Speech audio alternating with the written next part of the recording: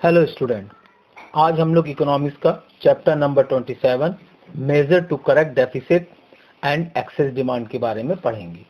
अभी तक हमने जो पिछला चैप्टर में पढ़ा था उनके इफेक्ट्स पढ़ा था हमने, डेफिसिट डिमांड और एक्सेस डिमांड के क्या क्या उसके इफेक्ट्स आते हैं। आज उसके एक्चुअल मेजरमेंट करने के लिए हम लोग उसके बारे में पढ़ेंगे। अब deficit demand and excess demand generate differentially and influentially tendencies respectively in the economy which give birth to trade cycle।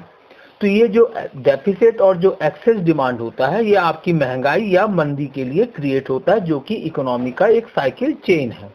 ये नेचुरल है, ये बाजार में ऑटोमेटिक ये साइकिल चेन जो है, जैसे 4 साइकिल का पहिया आपका घूमता है उसी तरीके से ये भी बाजार में आते जाते रहते हैं।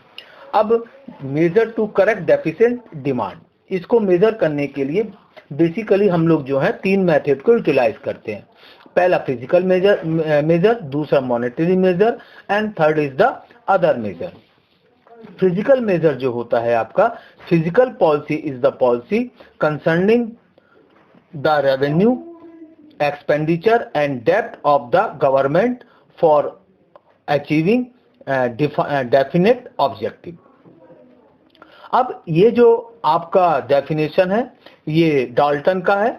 उनने बताया जो फिजिकल पॉलिसी के थ्रू जो हम लोग गवर्नमेंट का पॉलिसी कंसर्निंग होता है रेवेन्यू और एक्सपेंडिचर पे and depth of government of achieving definite objective, government अपने डेफिनेट ऑब्जेक्टिव को अचीव करने के लिए गवर्नमेंट क्या करती है, इसको क्रिएट करती है।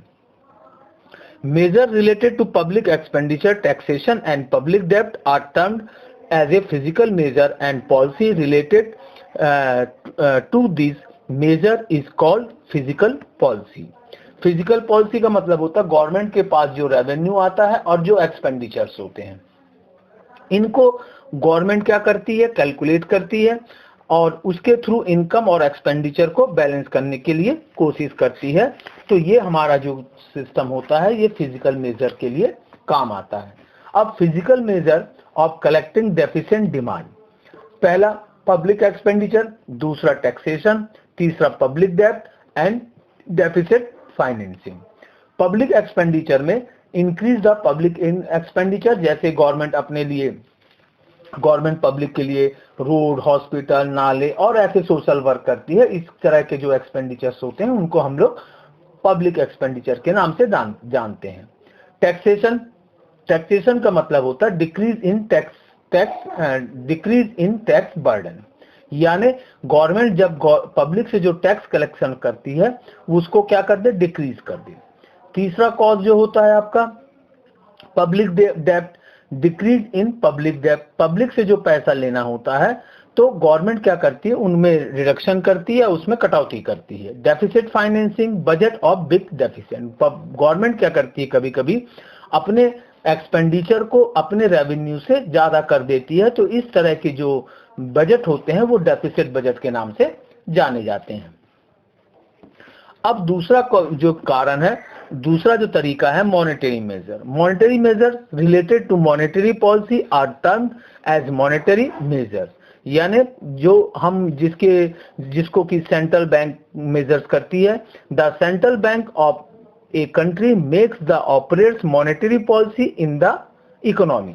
तो जितने भी मनी से रिलेटेड या फाइनेंस से रिलेटेड जितने भी पॉलिसीज होती है उनको रन कराने का काम किसका होता है, सेंट्रल बैंक, किसी भी कंट्रीज के लिए। Central bank with is monetary policy controls the following 3 elements होते हैं उनके पास। पहला सप्लाई ऑफ मनी, तीसरा रेट ऑफ इंटरेस्ट और तीसरा होता है अवेलेबिलिटी ऑफ मनी।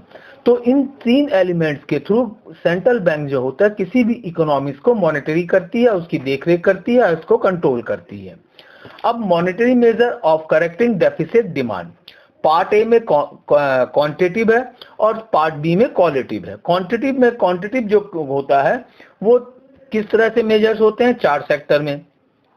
पहला a bank rate, reduction in the bank rate, जब बैंक अपना रेट रिडक्शन कर देती है तो वो बैंक से लोग पब्लिक क्या करती है, वो अदर प्लेस में अपने पैसे को इन्वेस्ट करना शुरू कर देती है। दूसरा open market operation, open market operation में purchasing of share and debenture by central bank in the open market, यानी गवर्नमेंट अपना पैसा बाजार में भेजने के लिए ओपन मार्केट से जो गवर्नमेंट सिक्योरिटीज या शेयर्स होते हैं वो परचेज करना शुरू कर देती है। तीसरा, cash reserve ratio. Cash reserve ratio का मतलब reduction in cash reserve ratio. Central bank जो होता है सारे कॉमर्शियल बैंक्स को क्या करती है, कंट्रोल करती है, उनके लिए रूल्स रेगुलेशन बनाती है। तो जब ऑपरेटिंग कैपिटल को रिजर्व बैंक ऑफ इंडिया उसका जो परसेंटेज है सेंट्रल बैंक के लिए कम कर देती है। Liquidity of ratio, reduction in liquidity ratio. Liquidity का मतलब होता है तरलता, यानी fix asset and current asset.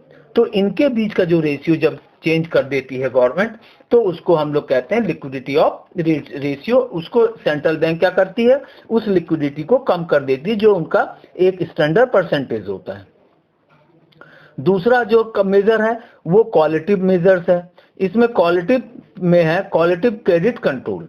तो इसको भी हम 4 सेक्शन में डिवाइड कर सकते हैं। पहला, मार्जिनल रिक्वायरमेंट ऑफ लोन।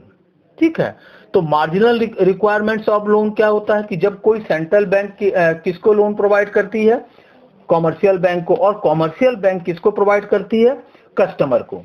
तब जब ये जो मार्जिन है बीच में सेंट्रल बैंक और कॉमर्शियल बैंक के बीच का जो मार्जिन क्या करती है वो कम कर देती है, यानी कि जो प्रॉफिटेबिलिटी है वो कम कर देती है, तो उसको रिडक्शन इन मार्जिन के नाम से जानते हैं। दूसरा है relating of credit, elimination of credit relating. तीसरा है डायरेक्ट एक्शन और चौथा है मोरल प्रेशर। तो सेंट्रल बैंक इस तरह से क्या करती है, अपने को कंट्रोल करती है ये डेफिसिट और उसकी सप्लाई को। अब क्वांटिटिव मैंडेटरी मेजर, क्वांटिटिव में पहला जैसे हमने पढ़ा था बैंक रेट। बैंक रेट क्या करती है, जैसे मैंने बताया था कि गवर्नमेंट अपने जो लोन्स के जो रेट होते हैं उधार देने के उसमें कमी कर देती है।